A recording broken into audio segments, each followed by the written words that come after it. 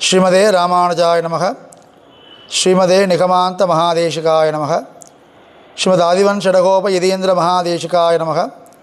श्रीमदे श्री लक्ष्मी नृसिंह दिव्यपादुका सेवक श्रीवंशडगोप श्री नारायण यतीन्द्र महादेशिकाय नमः। श्रीमदे श्रीवंशडगोप श्री रंगनाथ यतीन्द्र महादेशिकाय नमः। இன்னமுத மூட்டுகேன் இங்கேவா பைங்கிளியே தென்னரங்கம் பாட வல்ல சீர் பெருமாள் பொன்னன் சிலதேர் நுதலியர்வேள் சேரலர்கோன் எங்கள் குலசேகரன் என்றே கூறு ஆரம் கெடப்பர நண்பர் கொள்ளார் என்று அவர்களுக்கே வாரங்கொடுக்குடப்பாம்பில் கையிட்டவன் மாற்றலரை வீரங்கெடுத்த செங்கோல் கொள்ளி காவலர் வெள்ளவர்கோன் சேரன் குலசேகரன் முடிவேந்தர் శిఖామణియే. ఈరోజు మాసి పునర్వసు కుంభమాస పునర్వసు నక్షత్రం. స్వామి కులశేఖర పెరుమాళ్ కులశేఖర ఆళ్వార్ తిరునక్షత్రం. రాముడికినే పుట్టిన ఆళ్వార్. రాముడు నవ్వితే ఈయన నవ్వుతున్నారు, రాముడు వారు ఏడుస్తున్నారంటే ఈయన ఏడుస్తున్నారు. అంత దూరం రాముడు పైన భక్తి భావంతో ఉన్న ఆళ్వార్ శ్రీ కులశేఖర ఆళ్వార్. అందుకోసమే ఆయన పుట్టిన రాముడు వారు పుట్టిన అదే నక్షత్రంలో ఈ స్వామివారు పునర్వసు నక్షత్రంలో పుట్టారు. మాసన్నా వేరే కానీ నక్షత్రం అదే. ఈ కులశేఖర ఆళ్వార్ మనకి పెరుమాళ్ తిరుమొഴി అని ఒక దివ్య ప్రబంధం మనకి అనుగ్రహం చేశారు. మొత్తం 105 పాసురం 105 పాసురం ఉన్న గ్రంథం. చాలా విశేషమైన గ్రంథం. మనకు కావాల్సిన అన్నీ దాంట్లో ఉన్నాయి. స్వామి మీ ఎలా ప్రబంధకు ఇదే చెప్తున్నారు, మీరు కావాల్సిన దాంట్లో ఉన్నాయి. ఇందులో ఎందుకు చెప్తున్నామంటే డైరెక్ట్గా ఒక భక్తుడికి ఏమేమి స్టేటస్ సిచ్యువేషన్ ఉందో భక్త సిచ్యువేషన్ క్లియర్గా ఎక్స్ప్లెయిన్ చేసిన పాసురం దా పెరుమాళ్ తిరుమొഴി. అదంటే భక్తుడికి చేసిన భక్తి, భక్తుడికి ఉన్న కోపం, భక్తుడు ఆదంగం, భక్తుడికి ఉన్న చరణాగతి, భక్తుడికున్న ఊడల్, భక్తుడు పెట్టిన తాళాటు, భక్తుడు చేసిన అழுగ, భక్తుడు వదిలి ఎడందు పోనా కదా, ఆయనకి తన దగ్గర పోయింది కదా, అలాంటి విషయం. లాస్ట్ భక్తుడు కూడా ఆనందం. అంటే స్వామివారు చెప్పిన ఈ మొత్తం 10 పదిలో ఉంది. దీంట్లో ఒక్క 10లో స్వామివారు ఒక్కొక్కడు మనకు చూపిస్తున్నారు. ఈయన హిస్టరీలో ముఖ్యమైన 2 చరిత్ర మాత్రం చూసుకొని మన ప్రబంధం లోపల పోతున్నాము. ఫస్ట్ భక్తిభావం. రోజు రామాయణ కథ వినడం ఈ స్వామివారోడ అలవాటు. ఈయన కోసం ఒక ఆచార్య పురుషుడు రామాయణ కథ రోజు ఉపన్యాసం చేస్తున్నారు రాజా కోసం. ఈయన చక్రవర్తి, కేరళ దేశతోడ క్షేర దేశతోడ చక్రవర్తిగా ఉన్న స్వామి. ఈయన సేరన్ కులశేఖరన్ అదా పేరు. ఆయన ఒక్కరోజు ఆచార్య స్వామి వారికి ఏదో ఊళ్ళో పని ఉందని ఊరికి పోయినప్పుడు తన శిష్యుడిని పిలిచి, ఈ ఒక్కరోజు నువ్వు కులశేఖర రాజాకి రామాయణ కథ చెప్పు, నేను ఒక్కరోజు ఊరికి పోయి వచ్చినాను అన్నారు. ఆ శిష్యుడు ఏంటంటే, మనకి మంచి ఛాన్స్ దొరికింది రాజాకి చెప్పడానికి, మంచిగా చెప్పి రాజా దగ్గర మంచి పేరు సంపాదించుకోవాలని. అప్పుడు ఏం కట్టమంటే రాముడికి కరదూషణాదిகள், అదే శూర్పణఖకి మూకుపోయింది. ఆమె పోయి తన ఫ్రెండ్ అయిన జనస్థానంలో కరణ్ దూషణని ఒక 14,000 రాక్షసులు ఉన్నారు. శూర్పణఖ బ్రదర్స్ అందరూ. వాళ్ళని తీసుకొచ్చి రాముడు వాడిని నా చేస్తారు. అది చేసడానికి శూర్పణఖ పోయి ఏం చెప్పాలి, నాకు మూకుపోయింది, ఇలాంటి వారు నాకు మూక కట్ చేశారు, నువ్వు పోయి వాళ్ళని చంపండి ఇదని చెప్పాలి. ఇందులో వాల్మీకి ఒక శ్లోకం, రాముడు వారికి ఉన్న వైభవం అంటే శత్రుకైన వీర్యేనే అని పేరు. శత్రువు ఉన్నారు కదా, రాముడికి శత్రువు ఉన్నారు కదా, శత్రువు కూడా ప్రైజ్ చేసడం వల్ల వైభవం ఉన్నవారే రాముడు. సాధారణంగా అలాంటి ఎప్పుడు జరగదు. మన శత్రువు మనం ఎప్పుడు మనకు శత్రువు ఎవరైనా ఉన్నారంటే దే వోంట్ ప్రైజ్ అస్. కానీ రాముడికున్న వైభవం ఏంటంటే శత్రువు కూడా ప్రైజ్ చేస్తారు. ఈమె అక్కడ పోయి ఇలాంటి ఇద్దరు నన్ను కట్ చేశారని చెప్పాలి కదా, వాళ్ళు అడుగుతున్నారు, వాళ్ళు ఎలా ఉన్నారు అడయాలని చెప్పు, నాకు వాళ్ళోడ రూపం ఎలా ఉంది చెప్పంటే వాల్మీకి శ్లోకం, తరుణౌ రూపసంపన్నౌ సుకుమారౌ మహాబలౌ చీరకృష్ణాదిరాంబరౌ ఆజానుబాహు. ఆళ్వారు కూడా రాముడ ఇంత దూరం అనుభవం చేయడు. ఈమె అంత దూరం రాముడు వాడోడ స్వరూపం అంటే రాముడోడ రూపం ఉంది కదా, తిరుమేనియోడ లావణ్యం, స్వామివారోడ అందం, ఆమెకి వేరే మాటలే రాలేదు. తరుణవు రూపసంపన్నవు, తరుణం అంటే గట్టిగా ఉన్నవారు, రూపసంపన్నవు రూపంలో ఎంత అழగా ఉన్నాయని అంత అందంగా ఉన్నవారు, సుకుమారవు అంత దూరం గట్టిగా ఉన్నా కూడా సుకుమారంగా ఉన్నారు. మెల్లి కూసి పిడిక్కు మెల్లడి అని పాసురం. మహాలక్ష్మి వచ్చి స్వామివారి పాదం పెట్టడానికి పోయినప్పుడు కూడా అమ్మవారు చేయి పెట్టి స్వామివారి పాదము ఎరగపోతుందంట. అంత దూరం స్వామివారి పాదం మృదువాన పాదం, అమ్మవారు చెయ్యి మృదు. అది అమ్మవారు ఏమనుకుంటే ఇంత ఘోరమైన చేయి పెట్టి ఈ మృదువైన పాదం నేను పెట్టాలా, ఏదో ఈ పాదంకి పుణ్ణు నేను టచ్ చేసి ఈ పాదానికి పుణ్ణు వస్తుంది అన్నారు. సుకుమారవు, సుకుమారనే ఊరికే ఉండకూడదు, మహాబలవు, అన్ని పరాక్రమశాలి ఆయన.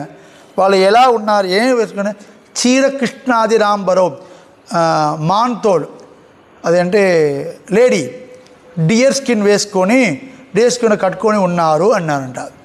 అంత దూరం ప్రేమమై శత్రుకైన వీరి అయిన శత్రువులు కూడా పారాటకూడియ ప్రైజ్ చేసుకోడియ లావణ్యం ఉన్నదా రామన్. ఈమె చెప్పింది. వాళ్ళందరూ కోపం వచ్చి ఏం చేశారంటే 14,000 రాక్షసులందరూ రాముడు వారు యుద్ధం చేయడానికి వచ్చారు. టటటైం. అప్పుడు ఏం జరిగిందంటే మన స్వామి దేశిక రఘువీర గద్యంలో చెప్తున్నారు, అసహాయ శూర సఖాయ శూర అనపాయ సాహస అన్నారు. అంటే ఇదా శిష్యుడికి ఇదా కట్నం ఎక్స్ప్లెయిన్ చేయాలి కులశేఖర వారికి. కులశేఖర వారు ఆల్రెడీ భావుకర్ అంటే స్వామి రామన్ చెప్పాలి ఏడుస్తున్నవారు. కొన్ని వారు ఆచార్యతోనే ఏడుస్తున్నారు, కొన్ని వారికి దేవుడిని చెప్పి ఏడుస్తున్నారు. అలాంటి ఈ కులశేఖర వారికి అంటే రాముడు అని ఏడుస్తారు.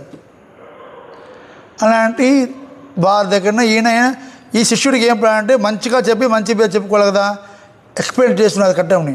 ఇక్కడ చూడండి రాజా, ఇక్కడ రాముడు ఒక్కడే ఉన్నారు, ఇక్కడ 14,000 రాక్షసులు ఉన్నారు, ఈయన కింద నించుకొని యుద్ధం చేస్తున్నారు, వాళ్ళందరూ పైన నించుకొని యుద్ధం చేస్తున్నారు, ఈయన ఒక్కడే ఉన్నారు, వాళ్ళు 14,000 ఉన్నారు, ఈయన మనుష్యుడు అవధానం చేస్తున్నారు, వాళ్ళు రాక్షసుడు, ఈయన ధర్మయుద్ధం చేసిన వారు, వాళ్ళకి ధర్మమే తెలీదు, ఈయన ఒకే అంబు బొవ్వనేలు పెట్టుకున్నారు, వాళ్ళు కత్తి ఎక్కాడు అన్నీ తీసుకొచ్చినారు, వీళ్ళు ఆయన పకళ్ళు యుద్ధం చేసిన వారు, వాళ్ళు రజనీశ్వర రాత్రి యుద్ధం చేసిన వారు, ఎంత ఘోరమైన వారు, ఎలా జరగబోతుంది ఏం జరగబోతుందో తెలియదు, వాళ్ళందరూ వస్తున్నారు, సంట జరుగుతుంది.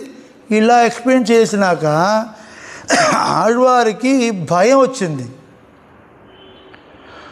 వచ్చి అయ్యయ్యో ఇప్పుడు రాముడికి కాపాడడానికి ఎవరు లేవు. ఇది రామ జరిగిన త్రేతాయుగంలో, కులశేఖర వారు ఉన్నది కలియుగంలో.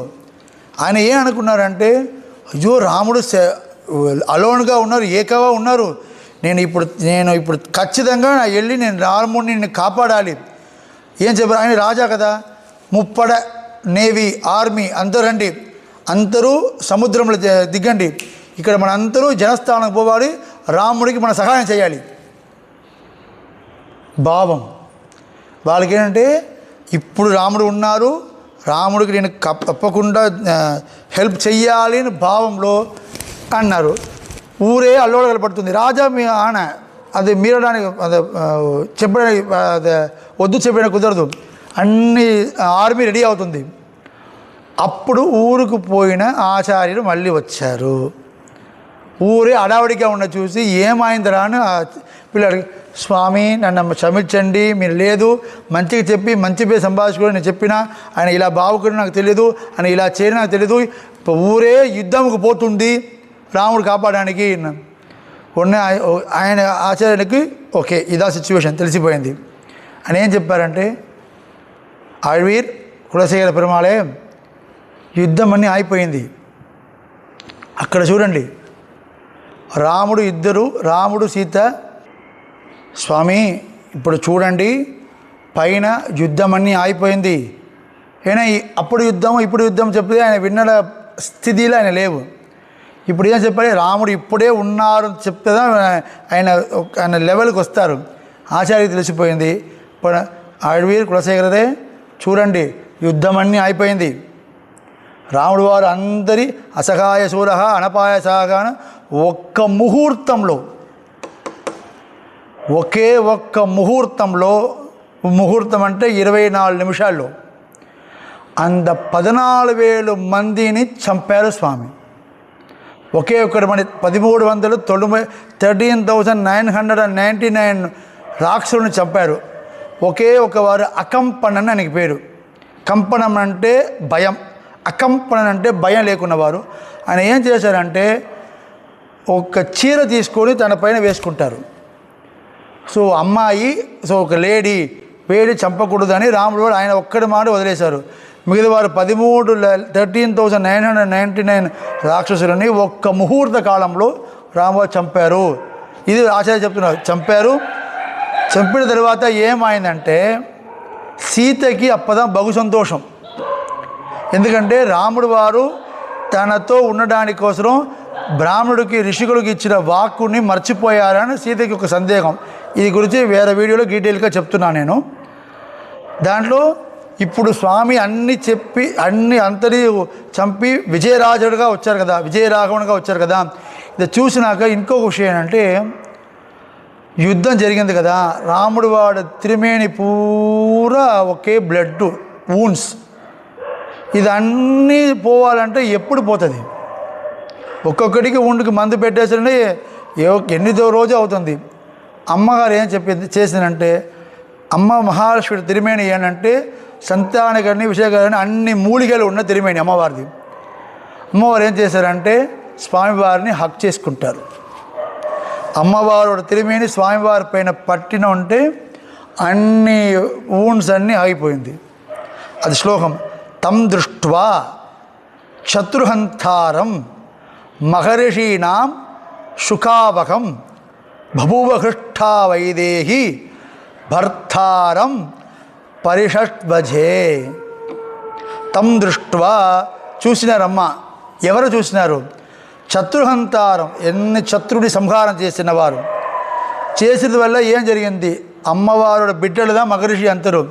మహర్షీణాం సుఖావకం, మహర్షికి అందరికీ తర్వాత సుఖమే, కష్టం లేదు. బభూవ హృష్ట, పరమానందం అమ్మవారికి. హృష్ట అన ఆనందం. బభూవ హృష్ట వైదేహి. చాలా సాధారణంగా అమ్మవారు హగ్ చేయడం చాలా ఈజీ కాదు. ఆమె ఏం చేయాలి, హగ్ అన్న అంత ఈజీగా దొరకదు. ఆమె ఏం చెప్పింది అంటే అంత సంతోషంలో, అంత సంతోషం అడంగలేకున్న సంతోషంలో భర్తారం పరిషస్వజే స్వామివారిని హక్ చేస్తుంది. అంత సంతోషం. ఇప్పుడు ఏమైంది? ఇది చెప్పిన మోదు ఆచార్యం చెప్పినారు కదా స్వామివారు. అక్కడ చూడండి ఆళ్వీరే రాముడు సీతను హక్ చేసుకుని ఉన్నారు చూడండి అన్నారు. ఈశ్వర సంకల్పం. అప్పుడు రాముడు సీత కులశేఖర వారికి హక్ చేసుకున్న తిరుక్కోలం దర్శనమైంది.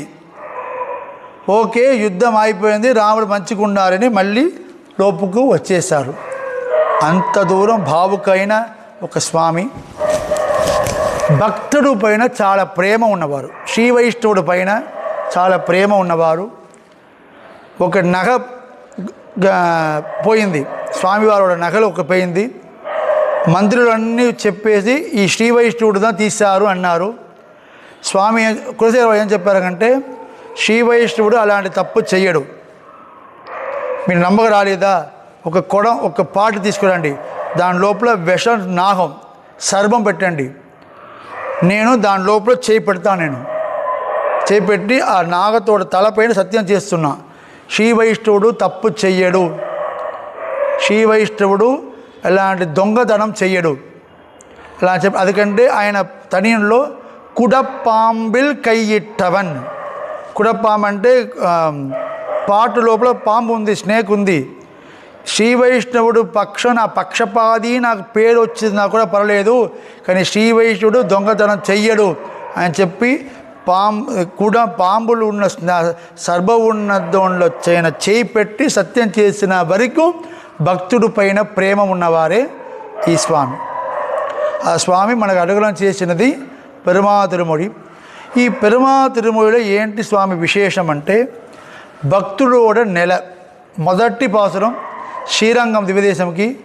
ఇంకొక విషయం అంటే ఎలా పెరియాழ்వార్ తన కూతురున ఆండాలిని శ్రీరంగనాథరికి పెళ్లి చేపించి శ్రీరంగనాథ స్వామికే మామనార్ ఫాదర్ ఇన్ లా అయ్యారో, అదేవిధంగా ఈ స్వామియు తన కూతురున సేరకుళ్ళవల్లియ శ్రీరంగం నంబెరుమాళకే పెళ్లి చేపించి ఈయన కూడా శ్రీరంగ నంబెరుమాళకి ఒక ఫాదర్ ఇన్ లావే. ఇప్పుడు కూడా శ్రీరామనవమి చైత్రమాసం వచ్చేసిన శ్రీరామనవమి రోజు స్వామి నంబెరుమాళుக்கும் இந்த అమ్మవారు చేరకుళ్ళవైన అమ్మవారుக்கும் సేతి ఉత్సవం, ఏకసింహాసనంలో సేతి అభిషేకం ఇప్పుడు వరకు జరుగుతుంది ప్రతి శ్రీరామనవమి రోజు. అమ్మవారు చూస్తే ఇంత చిన్న అమ్మవారు, అంత అందమైన చిన్న అమ్మవారు ఉన్నారు. శ్రీరామనవమి రోజు సేతి ఉత్సవం జరుగుతుంది. ఎవరికి నెక్స్ట్ టైం వీలున్నవారు అక్కడ పోయి స్వామివారిని దర్శనం చేసుకోవచ్చు. ఇది అక్కడ నుంచి జరిగిన విషయం.